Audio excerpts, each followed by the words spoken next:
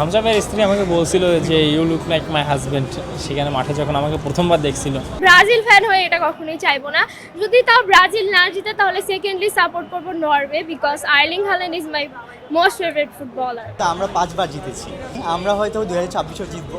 অ্যানসেলটি যেহেতু ব্রাজিলে আসছে, আমাদের স্কোয়াড অনেক সুন্দর, so let's hope for the best. খুবই ভালো লাগছে, এই ফিলিংসটা মানে বলে বোঝানোর না।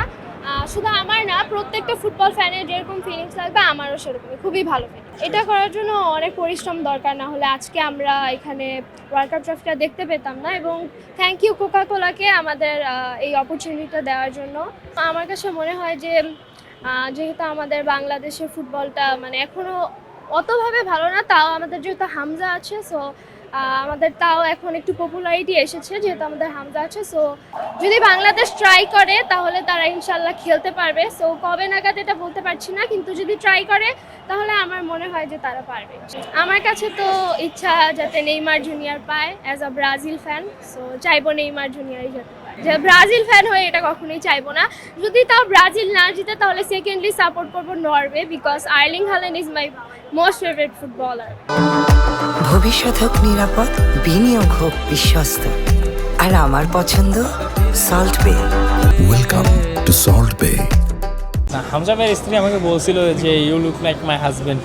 সেখানে মাঠে যখন আমাকে প্রথমবার দেখছিল, বাট তারপরে তারা অনেক বড় মনের মানুষ, ফ্রেন্ডলি আচরণ করে, তার মা বাবা সবাই ছিল, সবাই অনেক আসলে ভালো মনের মানুষ।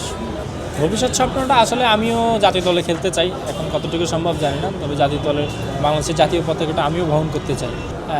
ওয়ার্ল্ড কাপ ট্রফিটা আমাদের দেশে আসছে, এটা তো আসলে অনেক বড় ব্যাপার। যে ট্রফিটার জন্য ফুটবলের রাজপুত্ররা আর কি মাঠে নামবে কিছুদিন পর, এই ট্রফিটা আমাদের বাংলাদেশে আসছে, এটা আমাদের কাছে অনেক বড় পাওয়া। বাংলাদেশ বিশ্বকাপ প্রত্যাশা, বাংলাদেশ অতি শীঘ্রই বাংলাদেশ ওয়ার্ল্ড কাপে কোয়ালিফাই করবে, যেটা আমার প্রত্যাশা আছে। ইভেন সামনে সাব গেমস আছে, সাবের একটা অবশ্যই ভালো রেজাল্ট আসবে ইনশাল্লাহ। আমরা 5 বার জিতেছি। 2002 সালেও, আমি তখন অনেক ছোট যখন 2002 সালে ওয়ার্ল্ড কাপ, সো এটা কোনো সমস্যা নেই। আমরা হয়তো 2026-ও জিতবো।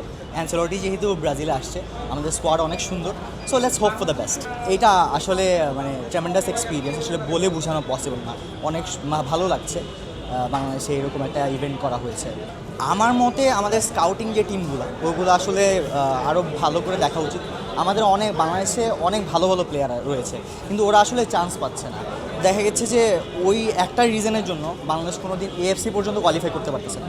So I think in the future আসলে আরও ভালো স্কাউটিং করা উচিত, যার কারণে হয়তো বা আমরা ভালো একটা টিম পাবো, অ্যান্ড ইন ফিউচার ইনশাআল্লাহ আমরা ওয়ার্ল্ড কাপ খেলতে পারবো। খুবই ভালো লাগছে, প্রথম দেখলাম ট্রফিটা। আমি আর্জেন্টিনায় আবারও জিতবে আশা করি। খুবই ভালো লাগছে, কিন্তু একটা আফসোস টাচ করতে পারলাম না। এটা যদি টাচ করে ছবি তোলা তো খুব ভালো লাগবে।